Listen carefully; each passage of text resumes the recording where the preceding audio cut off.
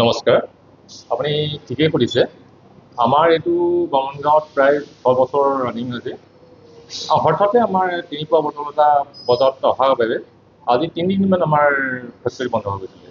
তাৰ প্ৰভাৱস্বৰূপে আমি কৰ্মচাৰীসকল বহুত অসুবিধাৰ সন্মুখীন হৈছিলোঁ।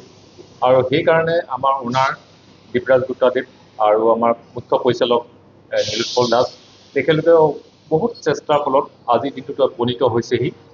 আৰু এই কাৰণেই আমি আজি গৌৰৱান্বিত যে আমি বজাৰত আজি সেই একেদৰে তিনিপুৱা বটলৰ বজাৰত আমি দখল কৰিবলৈ সক্ষম হৈছোঁ। আৰু সেইকাৰণে আমি আজি অকণমান কৰ্মচাৰীসকলৰ হাঁহি বিৰিঙি আহিছে মুখত, কাৰণ আমাৰ বহুত পৰিয়াল এই ফেক্টৰীৰ পৰা চলি আছে। তেখেতলোকৰ পৰিয়ালৰ মানুহখিনিও ইয়াৰ পৰা অলপ সকাহ হ'ব, আৰু সেইকাৰণে আমি আজি দিনটোত এই উপনীত হোৱাৰ বাবে আমি গৌৰৱান্বিত হৈছোঁ। ইয়াত যিসকল কৰ্মচাৰী আছে আপোনাৰ লগতে ক'ৰ কৰ্মচাৰী? আমাৰ স্থানীয় বামুণ গাঁৱে সকলোৱে আমাৰ এই গাঁৱতে কাম কৰি আছে আৰু ইয়াৰ পৰা জীৱন নিৰ্বাহ কৰাৰ এটা জীৱিকা উপাৰ্জন কৰি আছে ইয়াৰ পৰাই। আমি ধৰক এটা পানী ফেক্টৰী যোনটো চলাই আছিলোঁ, ইয়াত বহুতো মানুহ জড়িত আছে, 30-40জনমান মানুহ জড়িত আছে। আপোনাৰ মাজতে কি হৈ গ'ল, ঘপককৈ এটা মাৰ্কেটত পানী এটা আহিছে, তিনিপুৱা যোনটো 750 ml, ফলত কি হৈ গ'ল, বজাৰত চবে তিনিপুৱা পানীটো বিচাৰিছে। আমাৰ আধা লিটাৰ যোনবোৰ পানী আছিলে সেইবোৰ বিক্ৰী নোযোৱা হৈ গ'ল। আমাৰ এনেকুৱা হৈ গ'ল যে ফেক্টৰী কিছুদিনৰ কাৰণে আমাৰ বন্ধ হৈ যাবলগীয়া অৱস্থাত পৰিলে। তেতিয়া আমাৰ মানুহখিনিয়ে ভাবিলোঁ কি কৰোঁ কি নকৰোঁ, আৰু মোৰ লগৰ এজনো আছে, তেওঁলোকৰ লগত কথা পাতিলোঁ মেলিলোঁ যে আমিও চেষ্টা কৰি চাওঁচোন। চেষ্টা কৰি পেলাই আজি আমি কালি মাৰ্কেটত ধৰক আমি টেষ্টিং কৰি পেলাই মাৰ্কেটত এৰিছোঁ। আমি সক্ষম হৈছোঁ।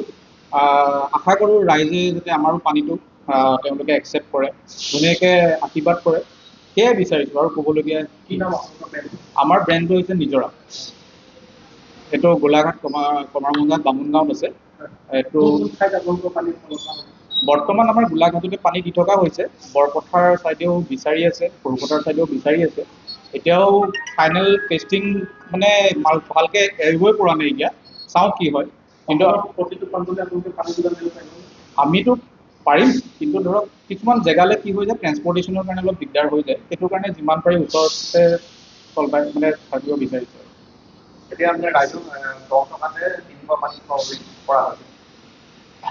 ৰাইজক তিনিপুৱা পানী খাবলৈ মানে এতিয়া ধৰক যোনটো এতিয়া মাৰ্কেটত যোনটো বিচাৰিছে, সদায় এটা মেনুফেকচাৰিং ইণ্ডাষ্ট্ৰীয়ে মাৰ্কেটটো চাই পেলাই কৰে যে আমাক এইটো পানীহে লাগে।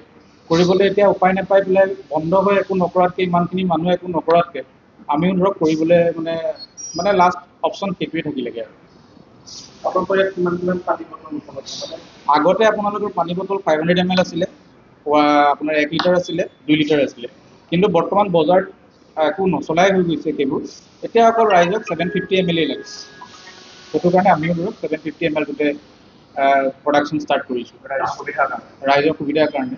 আৰু ধৰক আমাৰ ইয়াত ষ্টাফো আছে বহুত, আমি যদি তেওঁলোকক যদি এইটো দিব নোৱাৰোঁ, ফেক্টৰীটোৱে বন্ধ হৈ যোৱা অৱস্থা। সেইটো কাৰণে আপোনালোকৰ 750 ml উপৰিও আৰু কি আছে? বৰ্তমানটোতো ধৰক আমাৰ 500 ml আছে, 1000 ml মানে 1 লিটাৰটো আছে, 2 লিটাৰো আছে। কিন্তু সেইখিনি এতিয়া কোনো আমাৰ মানে মাৰ্কেটত যোৱা নাই এতিয়া এইটোৱে অৰ্ডাৰবোৰ আহি আছে। আৰু